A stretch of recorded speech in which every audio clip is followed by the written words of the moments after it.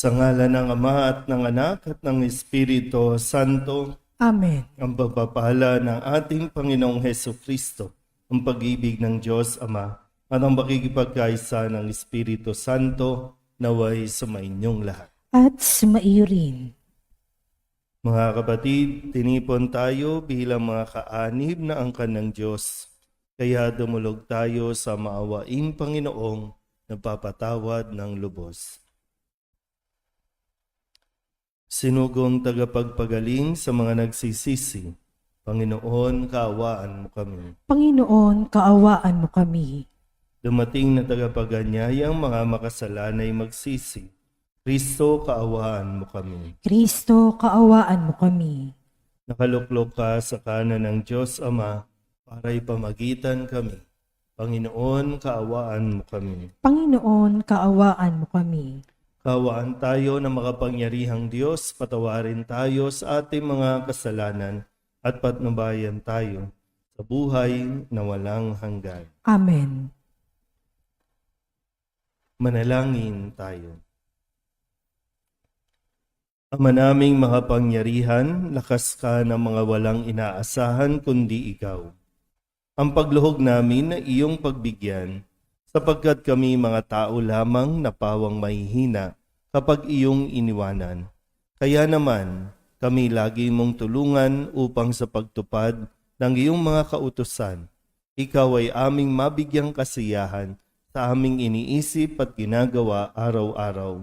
Sa pamamagitan ni Jesucristo, kasama ng Espiritu Santo, magpasawalang hanggan. Amen. Magsiupo pong lahat.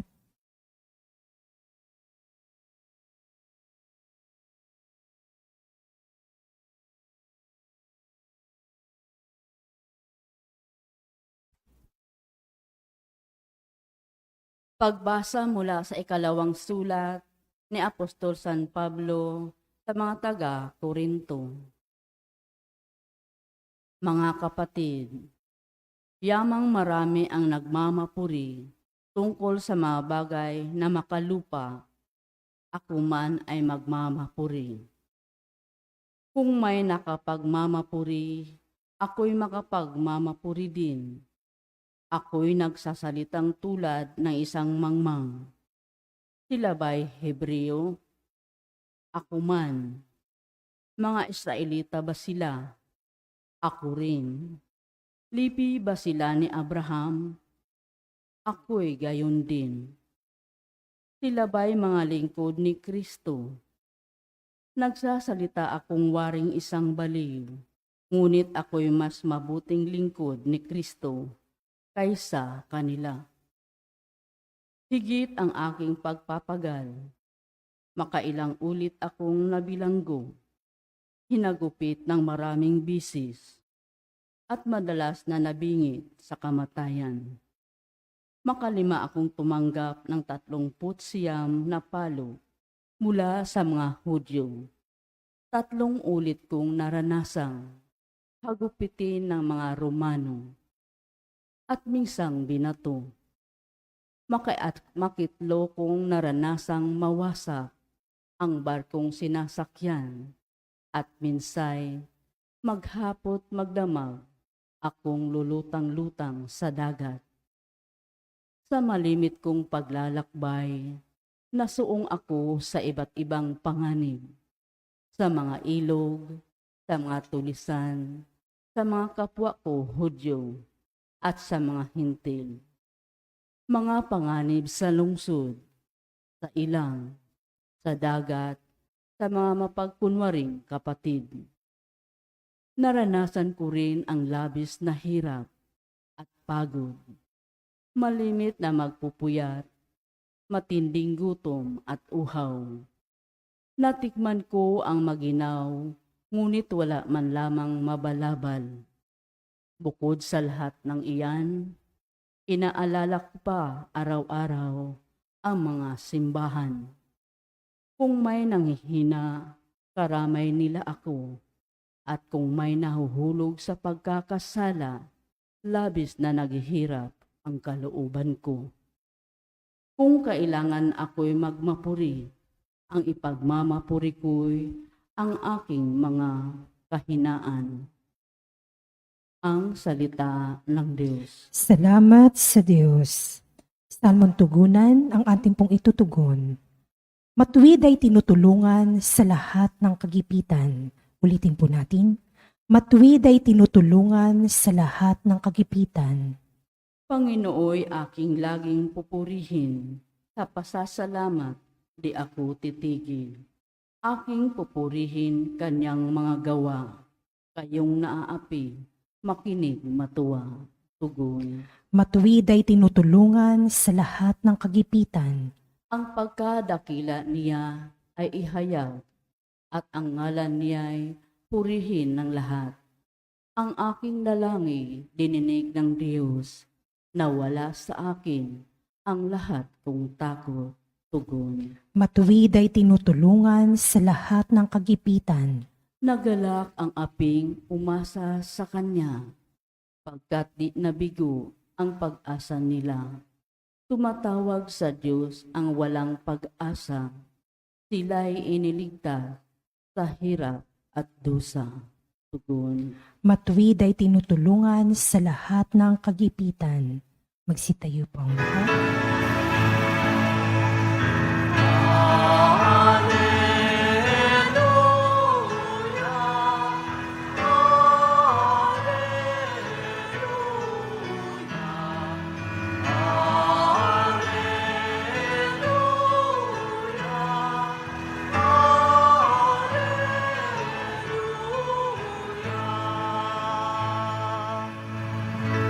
Sa daigdig ay laganap, liwanag na sumisikat,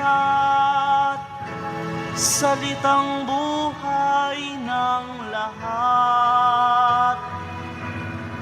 Alleluia, Alleluia.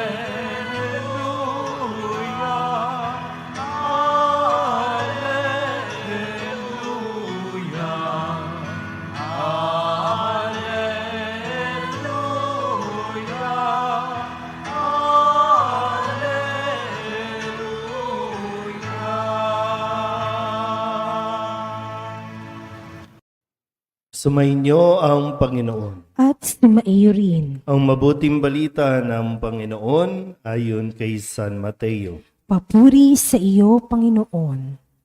Noong panahong iyon, sinabi ni Jesus sa kanyang mga alagad, "Huwag kayong mag-impok ng kayamanan dito sa lupa. Dito'y may naninirang tanga at kalawang at may nakapapasok na magnanakaw. Sa halip, impokin ninyo ay ang mga kayamanan sa langit. Dooy walang naninirang tanga at kalawang at walang nakapapasok na magnanakaw. Sapagkat kung saan naroon ang inyong kayamanan, naroon din naman ang inyong puso. Ang mata ang pinakailaw ng katawan. Kaya't kung malinaw ang iyong mata, maliliwanagan ang buo mong katawan. Ngunit kung malabo ang iyong mata, madirimlan ang buo mong katawan. Kaya't kung ang liwanag na nasa iyo ay kadiliman pala, napakadilim niyan." Ang mabuting balita ng Panginoon. Pinupuri ka namin, Panginoong Hesukristo. Isang magandang umaga po sa inyong lahat. Kamusta po? Okay naman. Nung kasagsagan po ng COVID, kasi maganda po itong balik-balikan natin, no? Hindi naman po lahat ay parang negative, no, ang dulot ng COVID at sadyang ipinahintulot na maranasan natin sa panahon natin, no? Sabi nga nila every 100 years plus, no, nagkakaroon tayo ng pandemya para lamang tayo magising sa katotohanan ng lahat ng bagay na pinahalagahan natin sa isang iglap nawawala. O lahat ng bagay, material na bagay sa mundong ito na pinakahahalagahan o pinakayakap yakap natin sa isang iglap, hindi ito makakatulong sa iyo. Yung mga kasagsagan po, no, na kahit gaano karami, kahit na nga insured ka na hindi ka ma-admit sa ospital kasi puno na, wala na. At marami tayong kakilala na higit na mayroon sa atin, higit, no? Pag sinabi kong higit, kasi mayroon ka rin. Mas higit lang yung mayroon sila. Pero lahat ng yon, iniwan nila. Lahat ng yon, wala. Sila nawala, yung mga tao nawala sa mundong ito, pero yung mga material na bagay naiwan pa sa mundong ito. Na yun yung isang katotohanan, no? Na hindi po masama na maghangad tayo na makapag-ipon, makapagpundar. Hindi yan masama. Pero ang panawagan sa atin ngayon ni Jesus, no, sa pahayag ni San Mateo, na bagamat naiintindihan ni Jesus ang ating pong pangangailangan, pero pinag-iingat tayo na baka makalimutan natin mag-impok ng mas mahalaga, yung kayamanan sa langit. Mayroon kang kayamanan dito sa lupa, pero baka wala tayong kayamanang naiipon sa langit. Ibig sabihin, yung mga bagay na mabubuti, na nagdudulot, no, para makapag-ipon tayo ng, kumbaga, savings sa langit. Mayroon na ba tayong savings na maituturing sa langit? O lahat ay pawang para dito sa mundong ito? Tandaan ninyo, iiwan natin ang lahat ng iyan. Kaya, sabi rin ni Jesus, kung nasaan ang inyong kayamanan, naroroon din ang inyong puso. So, ang tanong, ano ang itinuturing nating kayamanan sa mundong ito? Ano ang kayamanan natin? No? Sabi nga, kung nasaan ang iyong kayamanan, naroroon din ang inyong puso. So, ang Diyos ba ay itinuturing nating kayamanan natin? Ibig sabihin yung relasyon natin sa Diyos. No? Yung ugnayan natin sa Diyos. Pinahalagahan ba natin yan? Kasi gaya ng nasabi ko, no, lahat mawawala, pero ang natitira o ang matitira lang ay ang Diyos. So kung ang kayamanan natin, itinuturing natin kayamanan, ang relasyon natin sa Diyos, umasa ka, susunod yan, lahat ng biyaya na kailangan mo dahil lahat ng biyaya nanggagaling sa Diyos.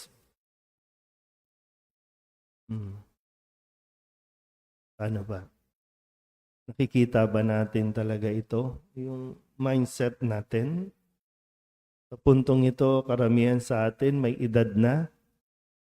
Iba pa nga, nagdadasal para tumama sa loto. Okay, sa bingo man lang. Tumama para dumami ang pera. Dumami ng dumami, pero 'di ba? Kadalasan habang gusto mong dumami ng dumami ang kayamanan mo, paubos naman ang paubos ang buhay mo. Hindi mo na i-enjoy din naman lahat ng iyong pinagpaguran. Kaya sabi, maganda rin, no? Sabi sa paalala ni San Pablo, sa kanyang sulat sa mga taga-Korinto, ano bang pinagmamalaki ninyo? Anong ipinagmamapuri ninyo? Mga bagay sa mundong ito? So, ngayon, ito naman, mayroon din akong ipagmamalaki. Lahat ng naranasan niya, alang-alang sa pagpapahayag ng mabuting balita. Alang-alang kay Kristo. Ito ang kanyang ipinagmamalaki. So, ano yung pinagmamalaki mo? Nagsikap ka, nagsunog ka ng kilay para lamang yumaman? Pero ang tanong nga, madadala ba tayo niyan sa langit? Makakarating ba tayo sa langit? Enough ba yan?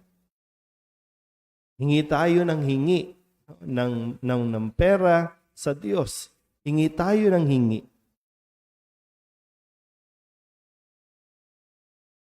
Pero madadala ba tayo sa kaligayahan yan? Iba sa inyo, no? Kahit gaano karami ang pera, pag sumakit ang rayuma, kahit tapalan mo pa yan ng pera, hindi gagaling. No? Kahit iganyan-ganyan mo pa, no? Walang luck, no? Pero sana, no, mapagtunan natin ng pansin, ha? Ano ang nilalaman ng ating puso? Ano ang kayamanan na mayroon tayo na pinakaiingatan natin, na pinakamahalaga sa atin? Yung kayamanan na hindi kayang nakawin, hindi kayang sirain ng anumang kalawang. Sana po, makita natin, ma-realize natin habang may panahon pa na ang puso natin, ang nilalaman dapat niyan, walang iba kundi ang Diyos. Amen?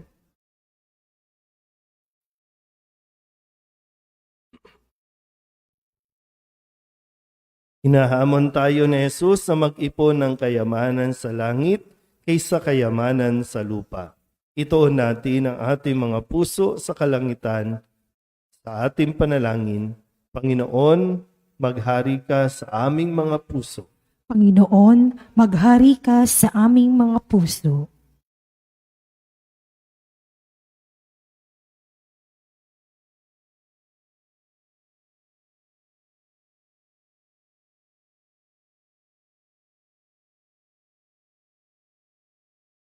Ang simbahan, naway gawing malaya ang mga kalalakihan at kababaihan sa pagkaalipin sa materyalismo sa pamamagitan ng pagtuturo sa kanila ng mga bagay na pinahalagahan ng kaharian ng Diyos.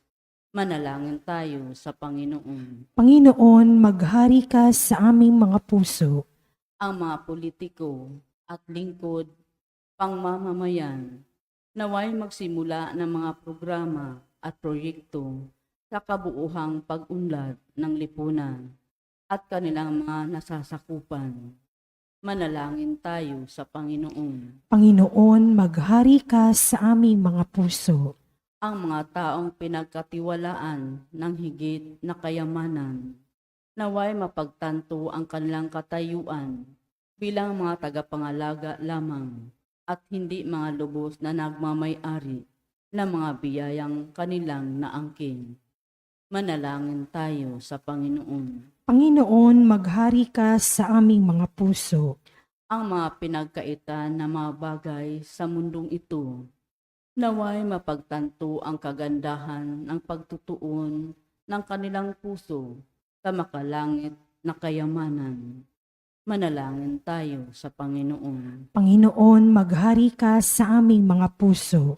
Ang mga nagdusa at namatay sa pananampalataya, naway umani ng makalangit na gantimpala. Manalangin tayo sa Panginoon. Panginoon, maghari ka sa aming mga puso. Idulog din natin sa Panginoon ang ating mga personal na kahilingan at mga panalangin para sa ating mga pamilya, kasama ang mga kahilingan ng lahat ng mga nanonood sa online, lahat ng mga misang pasasalamat, special na intensyon, mga agarang paggaling at ang mga kaluluwa na inihiling na ipagdasal sa misang ito.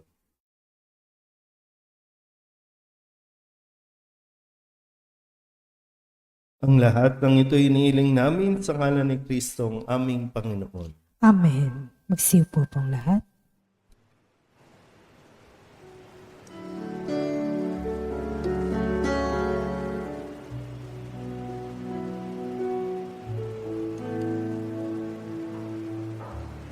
Alay namin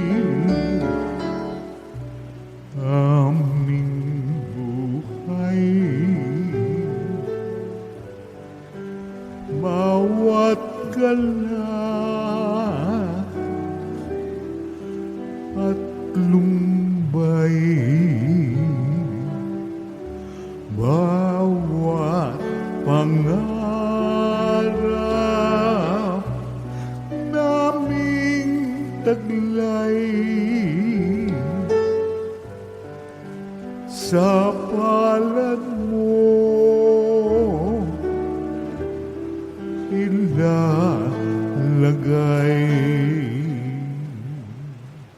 Manalangin kayo mga kapatid upang paghain natin ang kalugdan ng Diyos Amang makapangyarihan. Tanggapin nawa ng Panginoon itong paghahain sa iyong mga kamay, sa kapurihan niya at karangalan sa ating kapakinabangan at sa buong sambayanan niyang banal. Ama naming lumikha, kami ginawa mong may angking katauhan na dapat pakanin at pangalagaan at iyong dinudulutan ng banal na pakikinabang. Ipagkaloob mong kami huwag magkulang sa mga iniuukol mo sa aming kapakanan sa pamamagitan ni Jesucristo, kasama ng Espiritu Santo, magpasawalang hanggan. Amen. Sumainyo ang Panginoon. At sumaiyo rin. Itaas sa Diyos ang inyong puso at diwa. Itinaas na namin sa Panginoon. Pasalamatan natin ang Panginoong ating Diyos. Marapat na siya ay pasalamatan. Ama naming makapangyarihan, tunay ngang marapat na ikaw ay aming pasalamatan. Ikinalugod mong likain ang sanlibutan na iyong pinagbabago at idinarangal sa pamamagitan ng iyong anak na kinalulugdan, kaya't utang na loob ng iyong mga itinatangi at ng mga banal na kapiling mong lagi ang iyong paggiliw at pagkakandili. Kaya kaysa ng mga anghel ng sisiawit ng papuri sa iyo na walang humpay sa kalangitan, kami nagbubunyi sa iyong kadakila.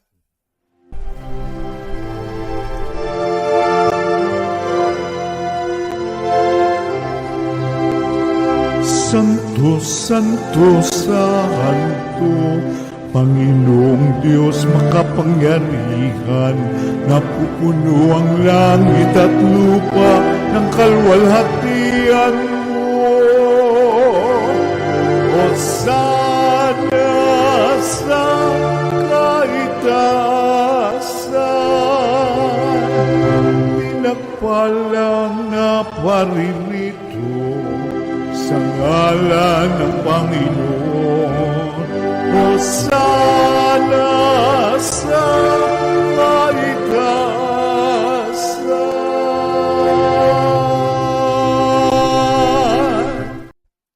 Ama naming banal, ikaw ang bukal ng tanang kabanalan. Kaya't sa pamamagitan ng iyong Espiritu, gawin mong banal ang kaloob na ito upang para sa aming maging katawan at dugo ng aming Panginoong Heso Kristo. Bago niya pinagtisang kusang loob na maging handog, hinawakan niya ang tinapay, pinasalamatan kaniya, pinaghati-hati ni iyon, iniabot sa kanyang mga alagad at sinabi, tanggapin ninyong lahat ito at kanin, ito ang aking katawan na ihahandog para sa inyo.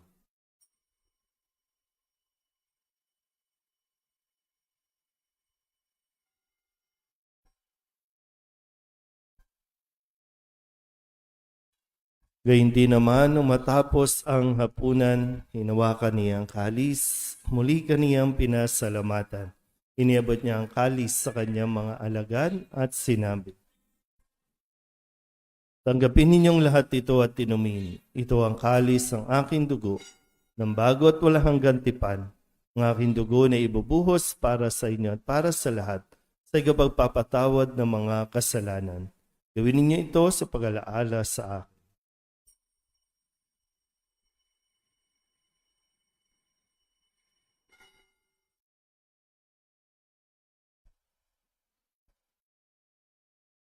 Ipagbunyi natin ang misteryo ng pananampalataya. Si Kristo'y namatay, si Kristo'y nabuhay, si Kristo'y babalik sa wakas ng panahon. Ama, ginagawa namin ngayon ang pag-alaala sa pagkamatay at muling pagkabuhay ng iyong anak.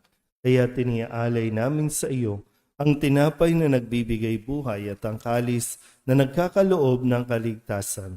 Kami napapasalamat dahil kami iyong minarapat na tumayo sa harap mo para maglingkod sa iyo.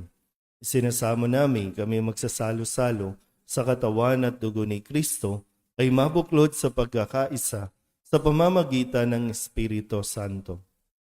Ama, lingapin mo ang iyong simbahang laganap sa buong daigdig. Huspusin mo kami sa pag-ibig kay San Leon na aming Papa at ni Jose na aming obispo at ng tanang kaparian. Alalahanin mo rin ang mga kapatid naming nahimlay nang may pag-asang sila'y muling mabubuhay, gayon din ang lahat ng mga pumanaw. Kawaan mo sila at patuloyin sa iyong kaliwanagan. Kawaan mo at pagindapating kaming lahat na makasalo sa iyong buhay na walang wakas. Kaysa ng mahal na Birheng Maria na ina ng Diyos, ng kabiyak ng puso niyang sa San Jose, kaysa ng mga apostol at ng lahat ng mga banal na namuhay dito sa daigdig na kalugod-lugod sa iyo, may pagdiwang nawa namin ang pagpupuri sa ikararangal mo sa pamamagitan ng iyong anak, na aming Panginoong Heso Kristo. Sa pamamagitan ni Kristo, kasama niya at sa Kanya, ang lahat ng parangal at papuri ay sa iyo, Diyos amang makapangyarihan, kasama ng Espiritu Santo, magpasawalang hanggan.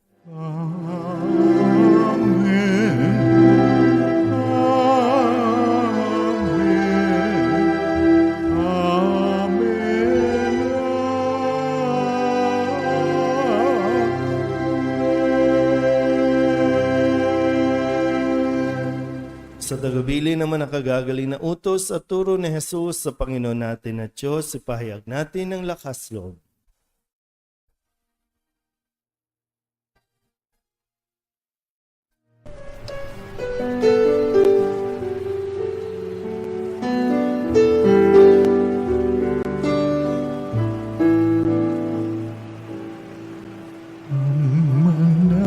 namin sumasalangit ka, sambahin ang ngalan mo, mapasamin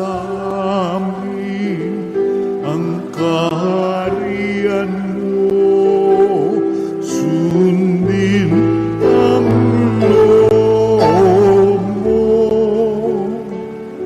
dito sa lupa para nang sa langit.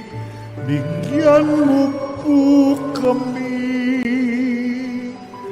ngayon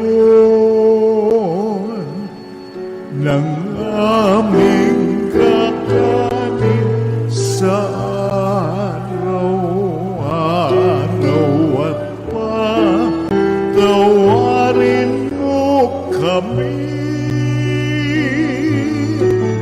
sa aming mga sala para ng pagpapatawan namin sa nagkakasala sa amin, at huwag mo kaming ipagdulot sa tukso, at yadya mo kami sa lahat ng masama. Hinihiling namin kami iadya sa lahat ng masama, pagkalooban ng kapayapaan araw-araw, iligtas sa kasalanan at ilayo sa lahat ng kapahamakan, samantalang aming pinananabikan ang dakilang araw ng pagpapahayag ng tagapagligtas naming si Heso Kristo. Sapagkat iyo ang kaharian at ang kapangyarihan at ang kapurihan magpakailanman. Amen. Panginoong Heso Kristo, sinabi mo sa iyong mga apostol, kapayapaan ang iniiwan ko sa inyo, ang aking kapayapaan ang binibigay ko sa inyo. Tunghayan mo ang aming pananampalataya at huwag ang aming mga pagkakasala. Pagkalooban mo kami ng kapayapaan at pagkakaisa ayon sa iyong kalooban, kasama ng Espiritu Santo, magpasawalang hanggan. Amen. Ang kapayapaan ng Panginoon ay laging sumainyo. At sumaiyo rin. Magbigayan po tayo ng kapayapaan sa isa't isa.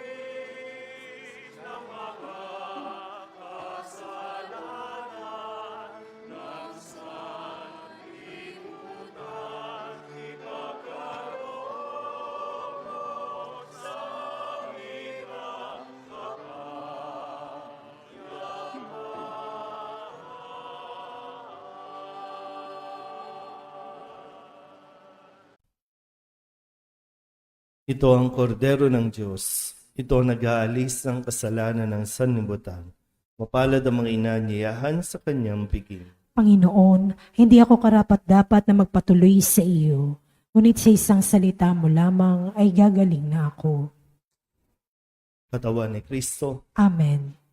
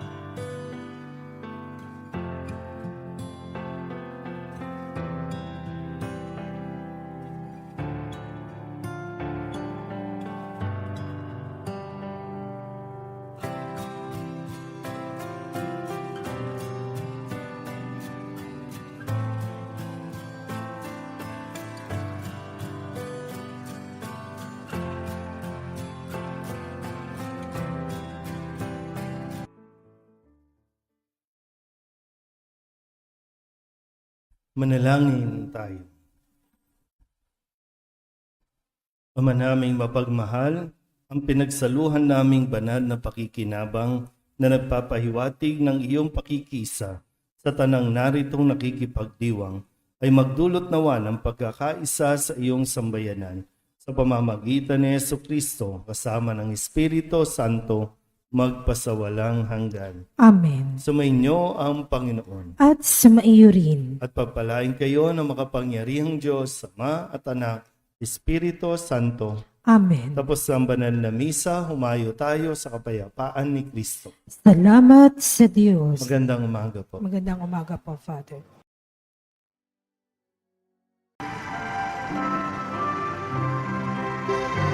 Nuestro Padre Jesus Nazareno, sinasamba ka namin, pinipintungo ka namin, aral mo ang aming buhay at kaligtasan. Nuestro Padre Jesus Nazareno, iligtas mo kami sa kasalanan. Ang krus mong kinamatayan ay sagisag ng aming kaligtasan. Nuestro Padre Jesus Nazareno, dinarangal ka na amin.